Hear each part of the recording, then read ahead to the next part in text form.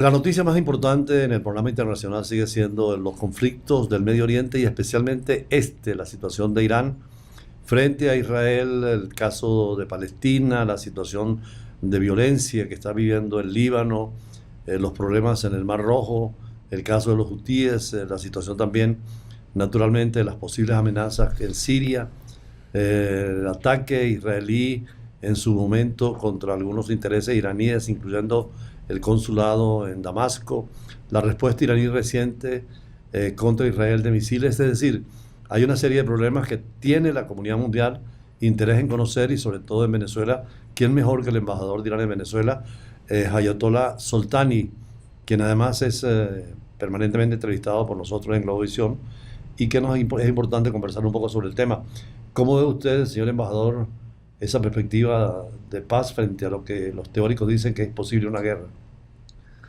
Bueno, con lo que se va por comportamiento de Benjamin Netanyahu, que de una parte sigue continuando la matanza, ataques a los países vecinos, cometiendo genocidio y más allá arruinando, obstaculizando cualquier intento, iniciativa para un, digo así, cese de fuego en Medio Oriente. Los analistas tienen razón que deben ser preocupados para una, digo así, extensión de la guerra en Medio Oriente. Ahora usted personaliza mucho la situación con Netanyahu, que es el jefe de Estado, el jefe de gobierno en Israel. Hubo tiempos en que el caso palestino, y creo que Irán estaba de acuerdo también, y Estados Unidos y toda la comunidad internacional negociaban, conversaban, incluso reconocieron el premio de la paz al líder israelí y al líder de Palestina. Sí, mire, en el pasado, cuando hubo conversaciones entre los líderes palestinos y con los israelíes, se acordó algunos temas, se firmó algunos convenios, se manifestó las intenciones de paz en la mesa, lo que en aquel momento recibieron el premio, digo así como usted mencionó, pero lamentablemente se quedó hasta allá, hasta la firma. Pero había voluntad de llegar a acuerdos. Pero no se cumplió, embajador. Usted sabe muy bien que el acuerdo de Oslo no se cumplió, el acuerdo de Madrid no se cumplió, el acuerdo que se firmó y el garante era Estados Unidos para que Israel deje de extender su territorio hacia los, digo así, partes palestinos, que Israel deje de destruir las viviendas de los palestinos y en lugar de estos construyan nuevas ciudadelas para los israelíes, pero no se cumplió ninguno de lo que se firmó, no se cumplió ninguno de lo que se comprometió.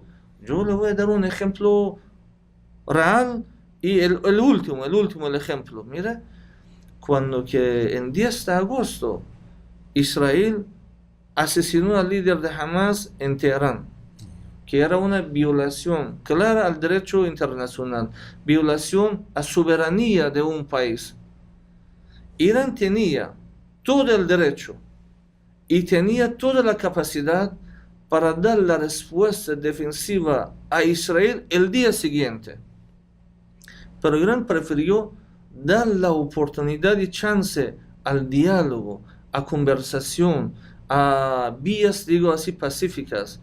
Y en ese sentido, los europeos de forma directa y los gringos de forma indirecta nos comprometieron, embajador, que bueno, Irán, mantenga por favor la paciencia en dar la respuesta defensiva a Israel y nosotros vamos a obligar, convencer a Netanyahu para establecer un cese de fuego en Medio Oriente, en Palestina, en Líbano.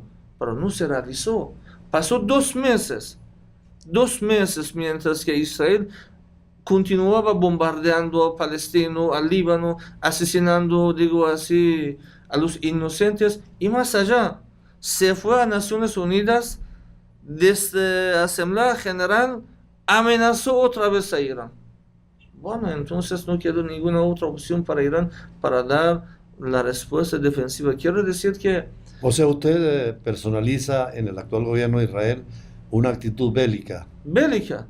Mira, Benjamin Netanyahu, eso dicen muchos analistas internacionales, sobre todo dentro de Israel. Benjamin Netanyahu tiene una posición como el primer ministro de un gobierno terrorista israelí, que en carácter de una autoridad gubernamental, lógicamente debe pensar a los intereses nacionales, a la seguridad nacional, digo así, de su gobierno, igual que cualquier otra autoridad en otros países, ¿sí? Pero el comportamiento de Israel, de Netanyahu, las decisiones que está tomando es en base del beneficio personal de él mismo. Porque Benjamin Netanyahu políticamente, internamente en Israel, está, digo así, fracasado, está acabado. Hay manifestaciones públicas, sobre todo con el tema de la negociación, sobre los que jamás tiene retenidos, ¿no? Mira, como usted mencionó, hay muchas manifestaciones dentro de Israel que ya están cansados de las políticas bélicas de Netanyahu y quieren que él deje el gobierno y salga del gobierno. Pero mientras que hay guerra en Israel y esa guerra es sumamente complicado, tal vez no habrá, digo así, la posibilidad de cambio del gobierno. Entonces, Netanyahu está luchando para salvar su vida política en primer lugar. Y en segundo lugar, digo así, pensando, no sé, a los intereses de Israel. Y cuando él tiene ese pensamiento y el comportamiento actual que vemos de Israel, no hay chance, no hay luz al final del túnel que se vea que, bueno, que Israel quiere un cese de fuego en Medio Oriente y quiere paz en Palestina. Ahora, señor embajador de Irán en Venezuela, Irán, me imagino, que no niega la existencia del Estado de Israel, en el sentido de que desde que se votó la resolución de Naciones Unidas, se votaron por dos estados, uno israelí y otro árabe palestino. Es decir, es bueno decirle al mundo que Israel es un estado independiente con sus religiones y sus creencias, pero que también la resolución decía que era el Estado palestino, que no se ha concretado. ¿Cómo podemos llegar a eso? Mira, Irán tiene el derecho de no reconocer a Israel como un Estado, y eso hemos anunciado oficialmente en todos los escenarios internacionales. Si estamos hablando de las resoluciones de Naciones Unidas, como usted mencionó, de dos estados, lo que ellos dicen, palestino e israelí, bueno, en la misma Naciones Unidas fueron aprobadas otras docenas de resoluciones donde que dice Israel debería, digo así, retirarse hasta las fronteras de 1967, que en esa guerra, usurpó más territorios de los palestinos. Israel no acepta, no respeta, no cumple con las resoluciones. Israel siempre está detrás de esa doctrina, que lo que favorece a mí debe cumplirse. Lo que de alguna manera no es dentro del marco de mis beneficios, digo, israelí, bueno, sea lo que sea, si es una resolución del Consejo de Seguridad, si es una resolución de Asamblea General, si es una resolución del Consejo de Derechos Humanos, no vale por nada por punto de vista de los israelíes. Y no han cumplido hasta ahora ni una de esas resoluciones. ¿No quiere decir esto que Irán está en contra, como modelo de sistema islámico dentro del chiismo, la religión del Corán? ¿No quiere decir que ustedes niegan al pensamiento y a la realidad judía? De hecho, por invitación suya tuve la oportunidad de ir a Irán y ver el funcionamiento de sinagogas, de mezquitas, de iglesias cristianas, es decir, inclusive representación parlamentaria de las minorías. Así es. Mira, un punto muy interesante que usted lo tocó. Debemos diferenciar entre el judaísmo y los hermanos judíos como practicantes, digo así, de una religión, con el pensamiento racista sionista. Como usted mencionó, en Irán los judíos, igual que los cristianos, igual que los zoroastros, viven en paz, en tranquilidad, tienen su sinagoga, tienen su escuela, reciben el subsidio del gobierno y tienen todo el derecho a vivir en paz, igual que cualquier ciudadano, e incluso más allá. De una población de 87 millones de los iraníes, la comunidad judía entre 20, 30 mil personas en general que son. En la Constitución Islámica de Irán nosotros hemos dado un derecho exclusivo a ellos para que tengan un diputado en el Parlamento, para que tengan una voz en el Parlamento, ¿sí? Respetando el derecho de los judíos que, digo, en primer lugar son seres humanos que merecen el máximo respeto y además son nuestros paisanos, son los iraníes que tienen, digo, el derecho pero con otra religión. Y de otra parte, hermano embajador, tenemos que hablar del pensamiento sionista. Los sionistas son diferentes que los judíos. Los sionistas han secuestrado el judaísmo para justificar sus, digo, pensamientos expansionistas, racistas en el mundo. El sionismo es, digo, un aparato de discriminación, no solo hacia los musulmanes, sino hacia los cristianos también, porque el pensamiento de los sionistas, eso está escrito en los libros de ellos, que el más sagrado y el más respetado por los judíos es el libro Talmud. Fíjate que en ese libro, ¿qué dicen los sionistas sobre los seres humanos? Ellos dicen y creen de esa forma: el único ser humano creado por el Dios son los judíos, que son la raza superior y, digo, merecen todo el beneficio de ellos. Al resto del mundo, cuando digo el resto del mundo, se refiere a los africanos, latinos, cristianos, musulmanes, chinos, todo. Se consideran como animales. Está escrito en el libro de ellos. Sin embargo, Mahoma, el profeta, que murió en el 632 creo, y es donde expande todo el Islam, reconoce a la Biblia judía como libro sagrado y a los evangelios también cristianos, ¿no? Así es, mire, en Islam dice que habla de profeta Jesús, habla de profeta Moisés, habla de Santa María, y para nosotros ellos son profetas enviados por el Dios y tienen todo el, digo, merecen todo el respeto. Incluso en Islam hay una frase muy famosa, dice: Bismillahirrahmanirrahim, Inna akramakum indallah atqakum. Dice que, bueno, ante el Dios, ¿quién tiene una posición superior? Lo que es mejor, lo que sirve mejor al público. No dice a los musulmanes, no dice a los judíos, no dice a los cristianos, no dice a asiáticos, árabes, iraníes, latinos. Habla, se refiere al ser humano. Habla de toda, digo así, de humanidad. Y al revés, los sionistas hablan de su raza. Mira, los sionistas, embajador, usted domina muy bien los temas internacionales. En el mundo que hay 195 países. Los países están formados en base de unos principios que ha juntado una población en un territorio que se llama tal país: Venezuela, Irán, Rusia, China. Y cada país tiene una constitución. Gobierno, unas instituciones. Una constitución. Sí, con sus instituciones y gobierno. Unas instituciones del gobierno, que en la constitución habla de los derechos que digo así, los ciudadanos de ese país tienen. Los ciudadanos de cada país, hay una mezcla de las étnicas.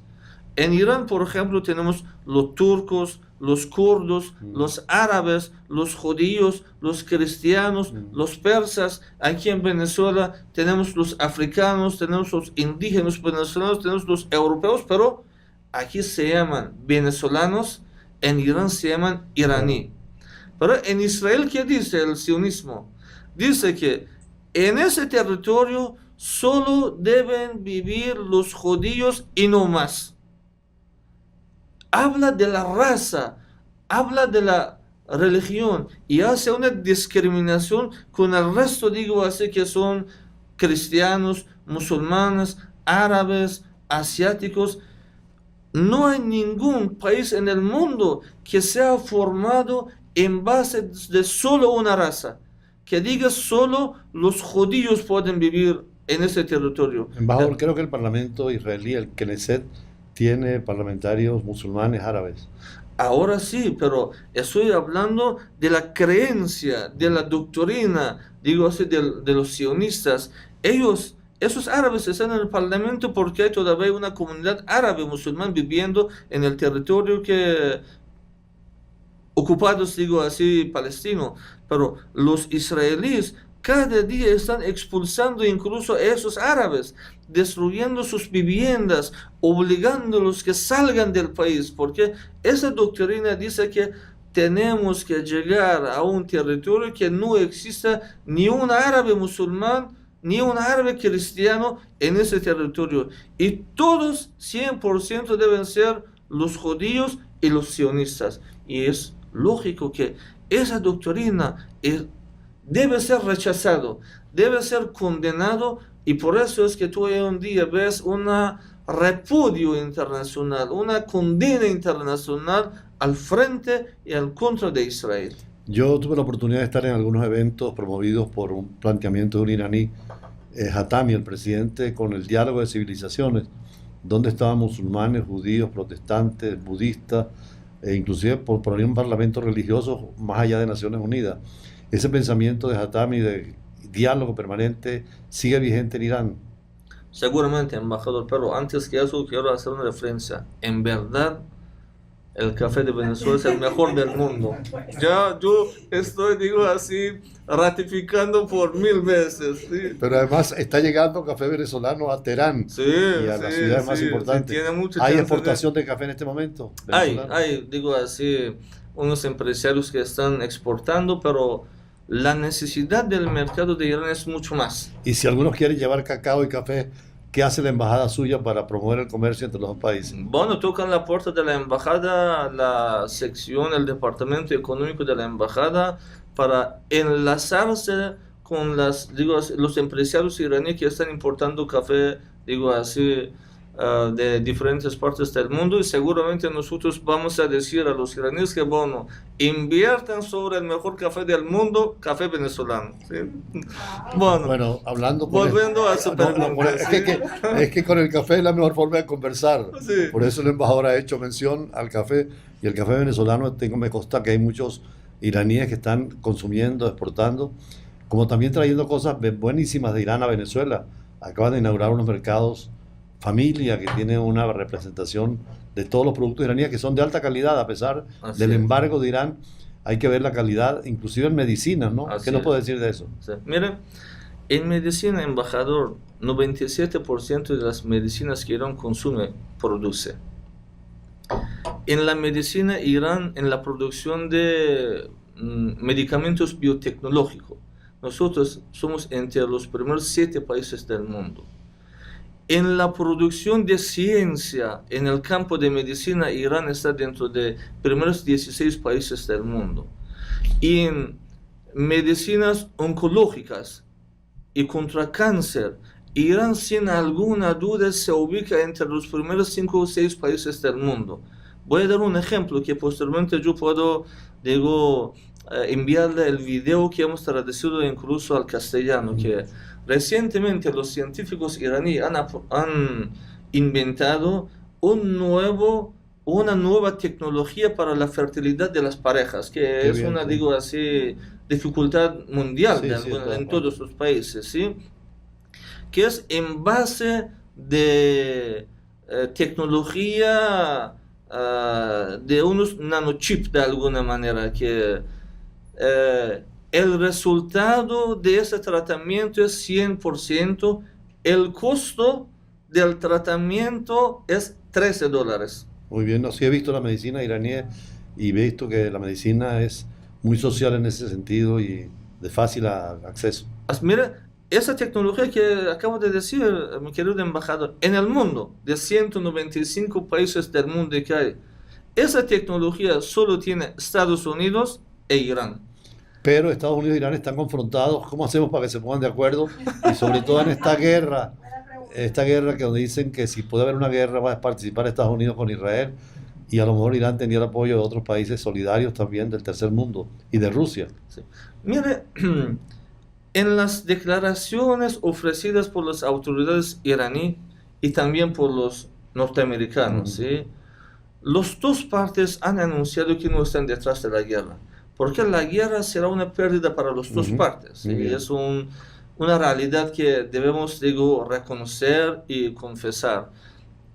Entonces no hay la intención en ninguna parte para entrar a un conflicto bélico directo entre las dos partes. Pero ojo, Irán ha dado la alerta que en caso que Israel vuelva a atacar a Irán y cualquier país de forma directa apoya a Israel en su ataque a Irán, lógicamente tal país se considera como el enemigo e Irán tendrá todo el derecho para dar la respuesta defensiva a tal país también. Pero vuelvo a repetir que Irán ha dicho que, bueno, no está detrás de la guerra, quiere la paz, quiere la tranquilidad regional e incluso ha solicitado a los aliados de Israel que cumplan con su responsabilidad y detengan la máquina del terror y de guerra de Israel en Medio Oriente. Es importante escucharlo a usted en este podcast de Globovisión, de hablar de la paz, de la seguridad internacional, porque los analistas dicen que en el caso de que Israel responda a Irán, Irán responderá nuevamente, pero entonces a Irán lo apoyaría seguramente, a Israel lo apoya Estados Unidos, tal vez Francia, Reino Unido, a Irán lo apoyaría en este caso posiblemente Rusia. Irán tiene un frente importante en el Líbano con el Hezbollah, en el Mar Rojo con los hutíes, en Siria tiene amistad permanente con Siria, entonces sería un conflicto casi mundial y ahí sí es peligroso porque habrían armas de destrucción masiva, como decíamos en alguna oportunidad, incluyendo las nucleares, donde los misiles en media hora llegan de Rusia a América y de América a Rusia o a China o a Irán o a cualquier parte. ¿No es apocalíptica esa visión? ¿Cómo evitarla? ¿Cómo evitarla? Detener al señor Netanyahu en Israel. Obligarlo, convencerlo, digo así, que pare la máquina del terror. Porque mire, querido embajador, tú no puedes vivir en una situación que de un parte alguien viene, te ataca, te asesina, te bombardea, bueno, y tú no hagas nada. El mínimo derecho que un ser humano tiene es defensa legítima. Mientras que hay ataque, bombardeo por parte de Israel a los vecinos palestinos, sirios, libaneses e incluso iraníes, ¿qué pueden hacer otras naciones? ¿Qué otra opción tienen en la ausencia e incapacidad, digo así, del Consejo de Seguridad y la ONU para detener, digo, Israel? ¿Qué hay otra opción? Tú no puedes quedarte con brazos así cruzados y ver que, bueno, cómo vienen, asesinan a tu pueblo, destruyen la infraestructura que tienes, y eso no será la solución, ¿sí? Y digo, cada pueblo digno tendrá el derecho para hacer la defensa legítima. Entonces, ¿cómo evitar detener a Israel que pare la guerra en Medio Oriente? ¿Cuál fue la posición de Irán ahora en Naciones Unidas, en la Asamblea General, que fue tan importante? ¿Qué planteamiento hizo Irán allí? Mira, cuando se fue el presidente Pezeshkian a la Asamblea General, que bueno, normalmente los presidentes, altas autoridades van allá y dan su, de alguna manera, discurso, presentan, digo así, las políticas internacionales que tienen. Irán manifestó la colaboración. Irán manifestó su buena intención para devolver, digo así, dar la otra oportunidad al Occidente, por ejemplo, en el caso del programa pacífico nuclear de Irán. Irán habló de paz y tranquilidad en Medio Oriente, en paz. Irán pidió el cese de fuego en Palestina para salvar la vida de los palestinos. Eso fue la postura de Irán. Al revés, la postura de Israel y Netanyahu en Naciones Unidas era que, bueno, cuando ese señor estaba sobrevolando de Israel hasta Nueva York, incluso dentro del avión ordenó al asesinato de unos líderes de Hezbollah, bombardeo allá. Llegando a Naciones Unidas, en Asamblea General, en su discurso, unos minutos antes que iniciar su discurso, ordenó al asesinato de Said Hassan Nasrallah, secretario general de Hezbollah, y unos asesores militares iraníes. Y cuando entró al discurso allá, amenazando a Irán, y amenazando incluso al mundo, que o que están con Israel o que están contra Israel. Eso es la postura de los israelíes, y al cambio, la postura de Irán de paz, de colaboración, de solidaridad internacional. La semana que viene vamos a querer tenerlo nuevamente a usted porque es una semana crucial los días que vienen con la situación que planteaba de ataques posibles Irán-Israel. Ya no es el problema de Hezbollah en el Líbano, ni es el problema de los hutíes, ni el problema de Siria, sino que Irán es una potencia. Lo demostró en la guerra contra Irak en aquella época de Saddam Hussein, y además han tenido un proceso electoral que hay que alabarlo con toda la pulcritud, con el nuevo presidente que vino a Naciones Unidas. Entonces, en esta dimensión, con Venezuela y América Latina, ¿cómo está esa relación, que es un factor importante para Irán? La relación con América Latina en general y con Venezuela en especial avanza muy bien, está en mejor situación, tenemos un intercambio comercial, económico bastante con América Latina. Nuestra relación siempre ha sido en el marco del respeto mutuo y colaboración entre los dos, digo así, partes. Nosotros compramos bastante, digo, materia prima, alimentos de los países en América Latina, sobre todo Brasil, Uruguay, de alguna manera Argentina también. Con Venezuela tenemos muchos proyectos en la agenda, en la área social, cultural, económico, petrolífero, incluso medicina y salud. También hay proyectos que estamos, digo, actuando. En la educación también tenemos proyectos. Actualmente hay 22 estudiantes venezolanos estudiando en Irán, electrónicos, no son metalmecánico, medicina, bueno, las carreras que ellos, digo, les gustó y quería estudiar en Irán. Estamos dando más becas estudiantiles a los hermanos y hermanas de Venezuela que vayan a Irán, aprovechando de la plataforma tecnológica e industrial de las universidades de Irán. Aquí la semana pasada, como salió las noticias, firmamos una carta de intención para instalar la primera fábrica de fibra óptica aquí en Venezuela. Es muy importante que el mundo sepa, en América Latina solo hay 2 países que tienen esa fábrica, y el tercero va a ser Venezuela, que ayudaría muchísimo a la independencia tecnológica, ese material, digo así, de mucha necesidad para asegurar el desarrollo de telecomunicación en el país. Tenemos los proyectos automotrices, que los vehículos iraníes están viniendo a Venezuela. Tenemos, como usted mencionó, los supermercados aquí que trayendo los productos iraníes al mercado. Tenemos empresas que han invertido en las minas de Venezuela, trabajando en las áreas que el beneficiario, mi querido embajador, o que es el gobierno, el contrato es con el gobierno en la representación del pueblo de Venezuela, o que el contrato es entre las empresas iraníes con las empresas venezolanas. Y hemos tenido un logro muy importante en nuestra relación Irán y Venezuela. Hasta unos años atrás, la relación era de casi gran parte entre el gobierno con el gobierno, pero ahora la relación ha extendido al sector privado con el gobierno, sector privado con el sector privado. Y recientemente nosotros hemos registrado la Cámara de Comercio Irán-Venezuela. Importantísimo, porque hay 36 cámaras binacionales y faltaba la de Irán. Bueno, además estuvimos cuando vino el presidente anterior, estuvimos en una reunión con pura empresa privada venezolana iraní, que fue muy importante. Así es que ya la Cámara está registrado, y muy pronto vamos a convocar, digo, a los empresarios iraní venezolanos para que puedan registrarse, que se convierta en un canal directo de intercambio entre Irán y Venezuela.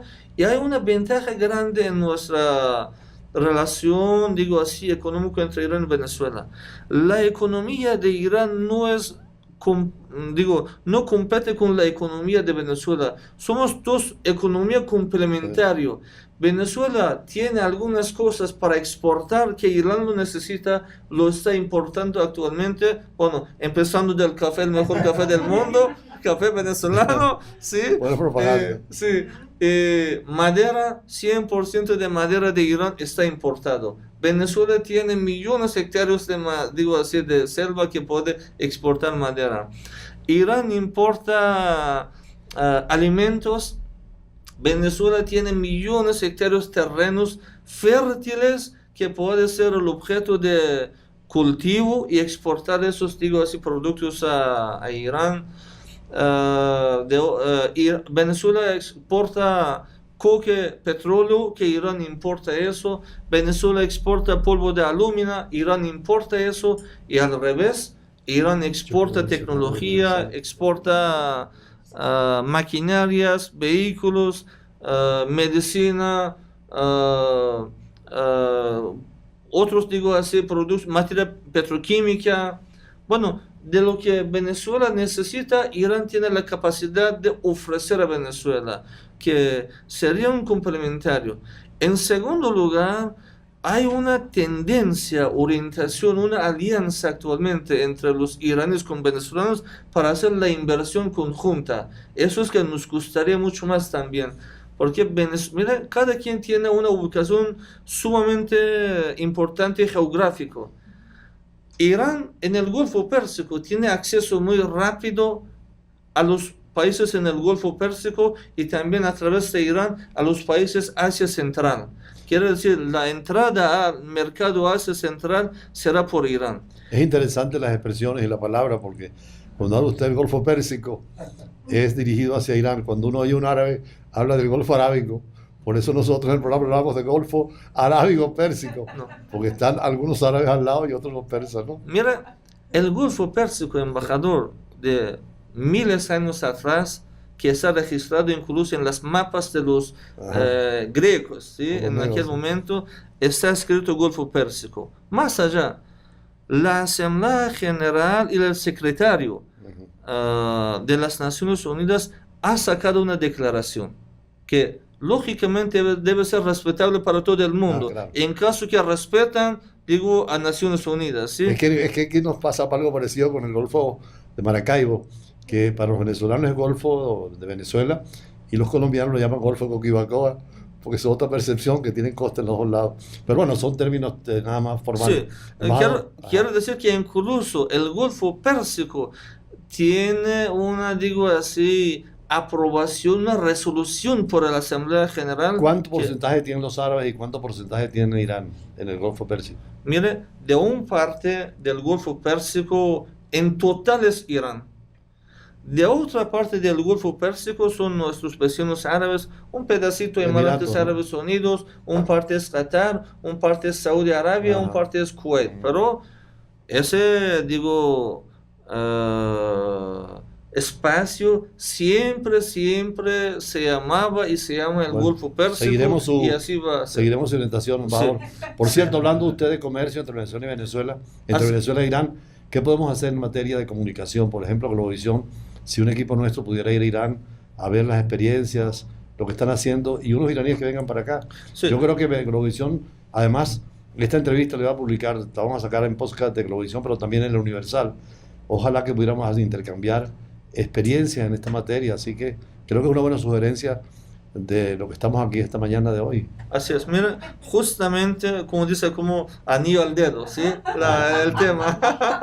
Oye, pero está con los dichos venezolanos también, anillo al dedo. Sí, que justamente nosotros en la embajada ahora estamos planificando el envío de un grupo de 5 o 6 periodistas, de cada canal un periodista, vayando a Irán, visitando y trayendo a Venezuela lo que han visto. Perfecto. Mira, lo que han visto. Si los iraníes viven en miseria, vengan a Venezuela y expliquen eso a los venezolanos. Por cierto, yo quiero comentar que yo en mi programa de Brújula Internacional y Embajada y Embajadores algunas veces, lógico, tenemos que ser objetivos, se puede criticar a Irán. Y el embajador Soltani me llamó a un desayuno y me dijo, váyase a Irán para que usted mismo vea lo que es Irán. Y fue una experiencia extraordinaria. Creo que un diplomático con ese sentido es extraordinario y hay que ver las cosas. Yo voy a proponer a las autoridades de Globovisión la posibilidad y en Universal de ese intercambio. Pero ya para terminar, porque el tiempo se nos va, la conversación es muy interesante, usted decía aquí precisamente que el café era extraordinario y me comentaba en privado que qué bellas productoras tenía el podcast de dos bellísimas mujeres. Terminemos con el tema de la mujer, porque hay muchas críticas a Irán por el tratamiento en el mundo musulmán de la mujer. ¿Qué puede decir? Mira, tocando la primera parte, cuando que yo vine a Venezuela y viví unos años aquí, ahora digo con razón, Venezuela ha ganado 8 veces Miss Universo, ¿sí? Ajá. Bueno, tiene un respaldo Sí, grande aquí en Venezuela, una reserva de los Misses aquí en Venezuela, Sí. que en verdad eso viene de La mezcla de razas. Sí, de también, mezcla de razas. Los sí. iraníes también tienen una mezcla muy agradable, Así es. indoeuropea. Mire, el tema de las mujeres en Irán. Las mujeres durante la Revolución Islámica iraní han sido más beneficiadas que durante el régimen de Shah, que era un aliado estratégico de Estados Unidos. En aquel momento, durante el régimen de Shah, la tasa del alfabetismo en las mujeres estaba alrededor de 30-35% algo. Ahora están en 95%. En aquel momento la mujer iraní no tenía la presencia en la área social, tanto político, sobre educación, científico, pero ahora con el orgullo podemos decir que una de las razones de avances tecnológicos en Irán son las mujeres. Que hay muchas científicas que, digo así, son mujeres. Las medallas que recién ganamos en Olímpica en Francia, Claro, sí. un parte importante fue por las mujeres iraníes. Pero embajador, ¿cómo hacen con estas mujeres que tenemos acá, las dos presentes, productoras, con esos cabellos tan lindos? ¿Por qué cubrírselos en Irán y no pueden mostrarlos? Mira, eso tiene una filosofía, el tema de hijab, ¿sí? Que para explicarlo bien, por menos necesita media hora, algo Bueno, así. Y tendremos entonces, vamos a tener una clase de cultura sí, iraní. Yo le pido próximamente. que por favor, si es posible, dediquen un programa porque es un tema sumamente interesante, ¿sí? Ustedes saben que nosotros, los hombres iraníes, no damos manos a las mujeres. No, nunca se Y dan la mano. nuestras mujeres tampoco dan manos a los hombres. O sea, no se Hay saludan. una razón. ¿Por qué? Embajador, no se saludan así con una mujer. Dame la mano. No, con las mujeres así no. No, los hombres nada más, pero con las Con mujeres los no. hombres. ¿Pero por qué? Mira, la pregunta es ¿por qué? Sí. La razón es sumamente... Por eso cuando vino interesante. usted, saludó a nuestra productora con un gesto, con la mano en el corazón. Sí. Oye, buenísimo, embajador, es que para entender la política internacional no hay como conocer la cultura, la civilización, la religión, porque es una especie de paraguas que cubre todo. Y como usted decía al comienzo, el Islam es una cultura, una historia. Irán es un imperio que tiene 6-7 mil años de existencia. Los países nuestros somos nuevos. Y nos va a explicar en otra oportunidad, y en ese caso, el mecanismo de negociación de paz con el de aquel, el que lanzó, recuerda, tiró frente a 2 imperios para evitar la guerra, una solución. ¿Cuál es? Recuérdanos para terminar. ¿A qué caso se refiere? Al de la lanza, al de la flecha. Ajá, a Arash Kamangir. Arash Ahmadi. Sí, que era un arquero iraní, Escucha esto que es interesante. que es una historia en Irán que cuando que entre el ejército de Persia con los romanos duró unos meses la guerra y hizo daño a las dos partes. Bueno, pusieron la conversación que para dar el fin a esa guerra vamos a disparar un tiro, ¿sí? Un arquero Lanzar una flecha. Sí. alcanzar una flecha. Donde se cae el flecha, entonces así será la frontera, digo, así de El los territorio países, se ¿sí? divide ahí. Territorio. Y no había guerra entonces. Así es. Entonces los humanos calculan, dice que, bueno, un flecha, ¿cuánto? 500 metros, 1 kilómetro, Ellos querían que sí. iban a ganar la Sí. apuesta. Y pensaron que de esa forma pueden ganar y piden que, bueno, un arquero iraní que lanza el flecha. Y viene un arquero que en la historia se llama Arash Kamangir, como un héroe. Arash Arash Kamangir, que él lanza el flecha en la historia, dice así, que el flecha va unos kilómetros, un día, 2 días, y él, cuando que lanza el flecha, da la vida, termina su vida de alguna manera. Eso quiere decir que... Pero ahí terminó la guerra y el territorio de Irán llegó hasta el río, que era importante. Así es. ¿Cómo se llama el río? El río... رودخانه چی بود اون رودخانه که اونجا چیز شد اون آرش کماگیر جیهون نه جیهون که اون ور بوده این با روما این ور می جنگیدن. Mire, mejor vamos a proponer el programa entonces que Israel e Irán tomen el arco y la flecha y lancen a ver hasta dónde pueden llegar para que no haya guerra. Pero hay una diferencia, embajador. Ajá. En aquel momento Persia y los romanos reconocían uno al otro como 2 imperios. Sí, sí, es cierto. Pero nosotros no reconocemos Israel como un estado. Pero sí como un Entonces, pueblo. no habrá ninguna conversación, acuerdo entre nosotros con los israelíes, porque los israelíes son usurpadores de ese territorio. Pero si decidieran... tú debes, digo así, negociar con el dueño del apartamento para alquilar el apartamento, no con el vecino, no con alguien que ha venido... Con el dueño del circo y no con los payasos. Sí. Sí. Bueno, yo creo que es interesante la conversación. Hemos visto que es un podcast distinto, diferente, muy humano, un diplomático muy versátil, muy culto, y además que en conflictos como el que estamos viendo tan grave y tan serio, hay esa parte humana que es necesaria, y el llamado al diálogo, a la negociación, que es un ejemplo para Venezuela también, que estamos en conflicto permanente, tratar de negociar, conversar, llegar a acuerdos y pensar que lo mejor es para todos. Ojalá la comunidad internacional tuviera unos solos objetivos, la paz, la seguridad, y así que siempre bienvenido a Globovisión y al podcast y al Universal con esta entrevista que vamos a reproducir. Muchísimas gracias nuevamente. ¿Cómo se dice gracias en persa? Tashakkur. Tachakor. Spasiba bolchoy, como dicen los rusos. No como dicen- sé los rusos que dicen. O como dicen los árabes. Los árabes tienen Shukran. Shukran Yesila. Sí, Chao, shukran. ¿cómo se dice? Chao, adiós. Adiós. Adiós, chao. Khodafez. Hadafes. Khodafez. Bueno, gracias entonces por todo.